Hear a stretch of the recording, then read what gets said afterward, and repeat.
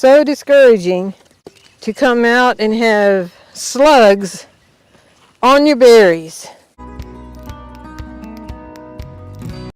Hello, I am Martha, and Dorothy and I welcome you to Hirschberger's Miracle Homestead. We have some garden maintenance to do, and I thought I'd bring you along. We'll be starting out with the pepper plants here, and I'm going to put coffee grounds down around the pepper plant. We did that last year, and we had no problem with slugs. And we had read that online that coffee grounds, use coffee grounds. It doesn't have to be a brand new container of coffee grounds. Use coffee grounds, and Dorothy has faithfully been saving them. I enjoy the smell of coffee, but not the taste of coffee. However, Dorothy does enjoy coffee, and she's been faithfully saving the coffee grounds. So I'm going to sprinkle coffee grounds around both pepper plants, and then also put cages around each one. And that'll help give it support if a wind comes along. But before I do any of that, there's a little bit of weeds in here. We'll be cleaning that up and talk about coffee grounds then. You see the flower tower here, and then there's a total of 5 containers of green beans. I'm going to put coffee grounds down as green beans. And then I do need, something is eating at the leaves. I do need to spray neem oil on everything. But I don't want to do that until this evening because rain is expected this afternoon, and that washes neem oil away, and then I'd have to do it again. So we want to stay on top of things so we can have a good harvest. It's what we know how to prepare for. Okay, it won't take much. I'm just going to loosen the dirt up a little bit, kind of uproot them, and then the bigger ones will pull.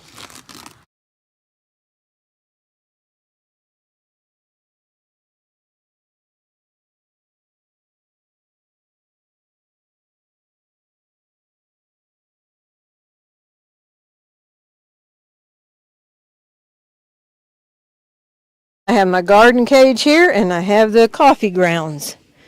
And Dorothy always dries them up before she puts them in the container. So, like I said, we did this last year, and we had no problem with slugs. So, hopefully, it'll continue that way. A lot of people use these for tomato plants, and this, with being in a container, was way too long, so I just bend it up. And now I need to slide it over. And yes, the ideal thing would have been to do it as soon as it was planted, but I did not. But I'm still getting it to it in time before the plant is too big that it harms the plant. There we go. Then, like I say, this evening, then I want to bring neem oil out and spray everything because there are little holes in it. And I don't know what's doing it, but it's not to be. I'll just go ahead and do this one. Doing the same thing, putting coffee grounds down. And then here's another cage. I wouldn't have wanted them much bigger than this before I put the, we'll call it vegetable cage, because it's not a tomato plant. So it's a cage of all purposes. Okie dokie. I'm good at planting too many green beans in one pot, so I have about 5 pots here that I did 1 row of green beans that I transplanted. And then back here are some of the teddy bear sunflowers that hopefully they'll come on through, but my concern is slugs staying off of the green beans. So I'm just going to put, there we go. I'll put a little bit through here too to discourage them from even getting in the container. Remember the flower tower we planted? They are beautiful. Now we've had a lot of rain lately, so they look a little bit water beaten, but when new blooms come, the red and the purple look velvetish. It is beautiful. So, okay, here are the green bean plants I talked about that I'm going to put coffee grounds at, so I'm going to hop to it.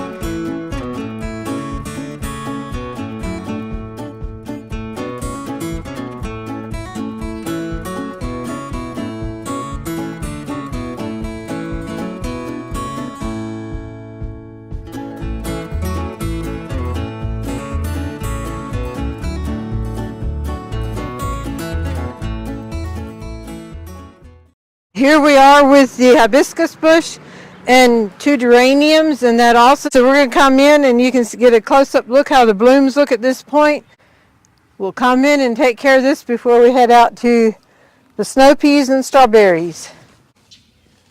Okay, I like to cut it off down as low as I can. And if you see how the blooms are turning dark, then they'll eventually fall off themselves if we don't cut them. But if we cut them off, then energy can go into new blooms. And I don't cut them all off. I'll do this one yet. And then I'll let those 2 there. But here's buds coming already. Won't be long until they're in full bloom like that. And this will eventually fall off. The hibiscus blooms one day. And here's parts of one that fell, but I'll go ahead and cut this off since it is done with.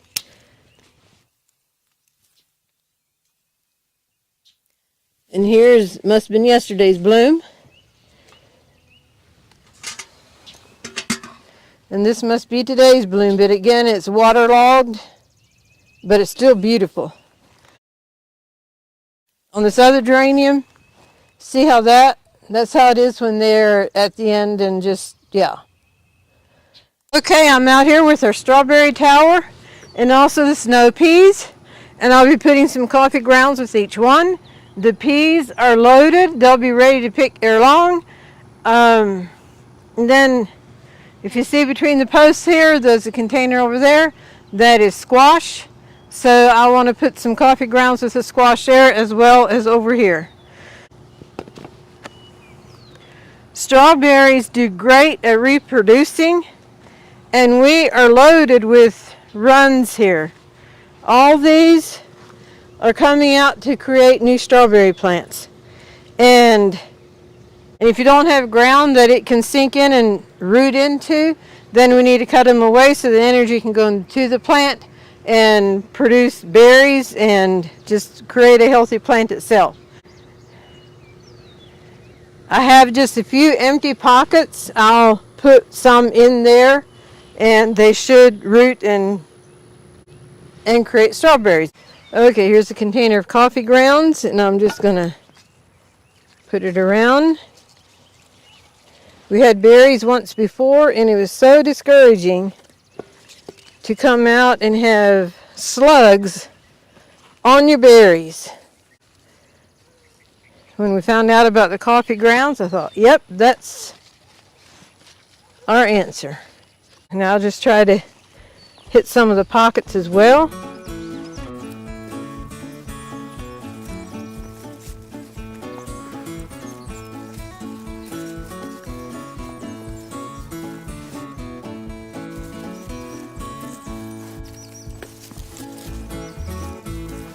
All right, here's an empty pocket. And here's a run. It doesn't quite reach. Let me see if there's a run that will reach there. Here we go. This run right there would love to root, but it should be into a pocket of dirt. Let me see if I can. Which plant is this one from?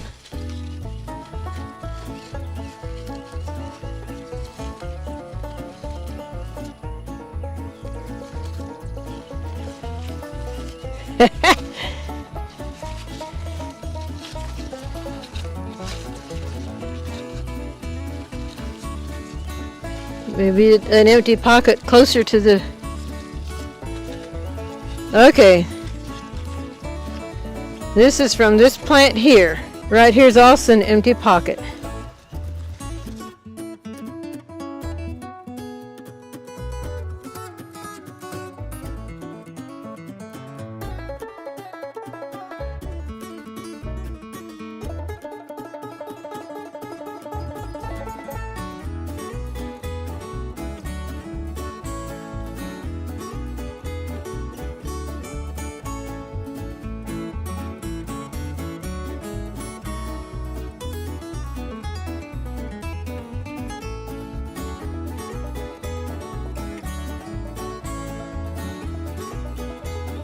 When you put them in a pocket, I like for it to be like that instead of like that.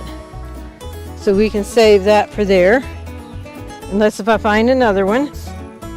Will this reach over there? It sure will. So a hole and put it in.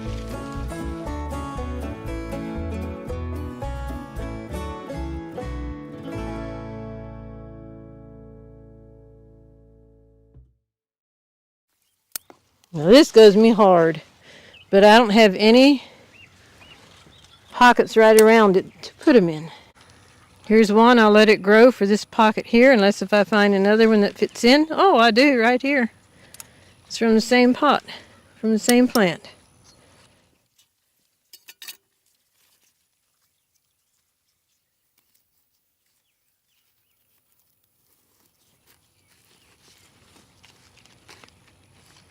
Okay, I said it goes me hard to throw these away. I don't know how they'll do to transplant them. I don't know if they need energy and strength from the original plant to actually grow. But we won't know until we try. So I have a 5-gallon bucket here. I'm going to find 2 plants to put in here, and then we have this vegetable cage to put around them. So here we go. Let me see what I can find. This has some root to it. Okay, we'll go with that one. And I have another plan for that one. And put this in the ground, like that. And this one, like that. I enjoy experimenting. I could Google, see what's going to happen. But I thought I will just experiment and see what happens for myself. You know what, I should have put this in first and then. Okay. So we'll redo this one.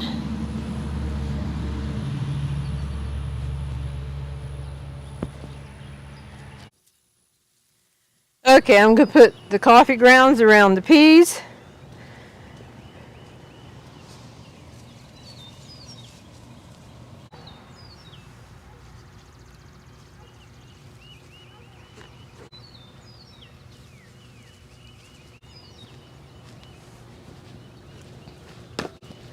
And now I'll bring you in closer to get a good look at the bloom of the peas. They are beautiful. And then you can see the pea pods themselves. Alright, if you can see the beautiful flowers that they give. It's the first time we had this kind. Usually they've been white. So it'll be interesting to compare this pea with what we had before. But then it's just loaded with pea pods. We'll be able to pick in a day or two probably. Here are green beans, and I did put coffee grounds around it, but I did not bring you with me because I figured you saw me do it up there. But here's where we had white potatoes planted last year. And there is a potato plant coming. Right there, pretty as you please. Another little one here. So I'm just going to let them there, see if we can plant potatoes and beans together. See what happens.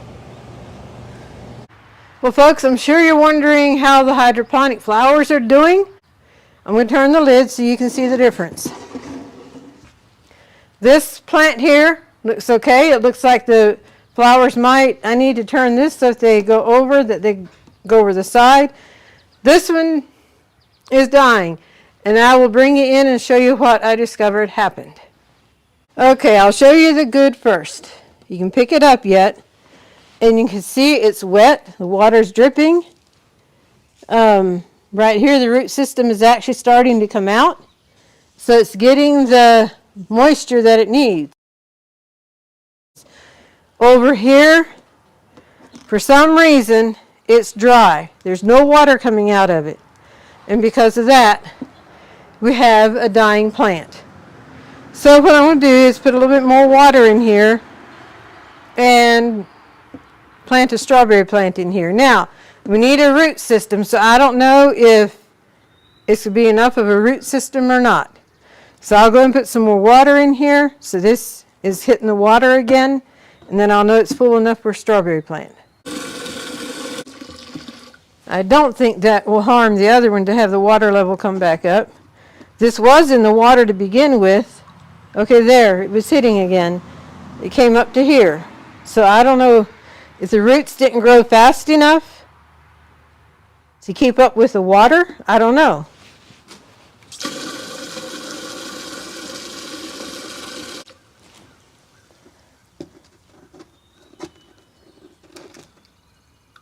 Okay, that's back up to that first ring again. Now, okay, here's a strawberry plant. It's already looking wilted from having been detached from the vine, but we won't know until we try. Let me cut that a little bit shorter. I really don't have much hope for it, but like I say, I'm one that enjoys experimenting, and it has to have a root system, and there's a little bit of a root system there. So I'm going to tuck it down in there, and then like the other, we'll put the clay pebbles around.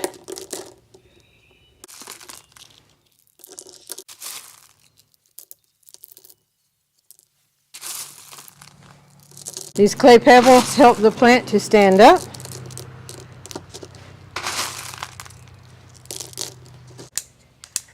I'm going to take the hose and just make sure all the pebbles are wet.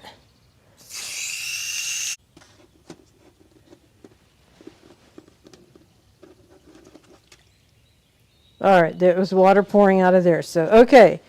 So that should be in the water. And if the root system is there enough, we'll see what happens. Like I said, I'm not really expecting it to do anything, but if it does, it's a bonus. As you can see, we never got anything planted in here. We've never done strawberries in these before, so this will be an experiment if it does work.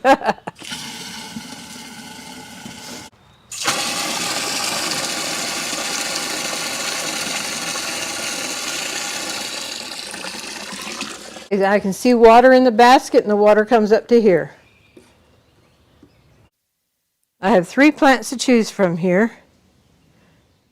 I tell you, I'm going to put 2 of them in there. Pebbles in around the plant to help stabilize it.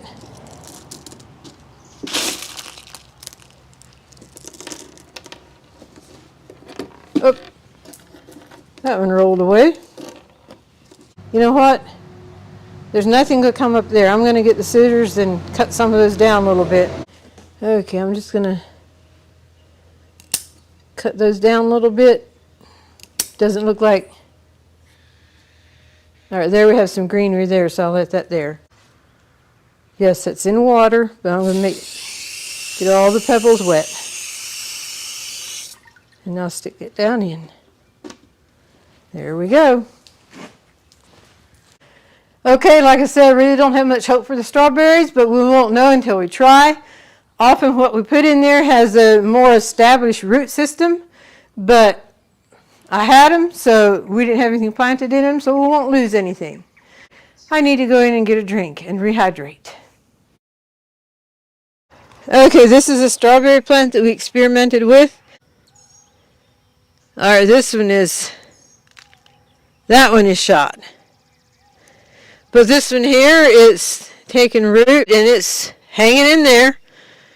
So we'll see what the end result is. There's definitely life there yet. Now, the strawberry plant here that I had tucked in the hydroponic cup, it looks very, very healthy, and I'm going to pick it up and see what kind of root system it has. Can you see the root system there that's reaching down from that? So I'd say the strawberry plant has a very good chance of making it there. Let's check this other strawberry plant.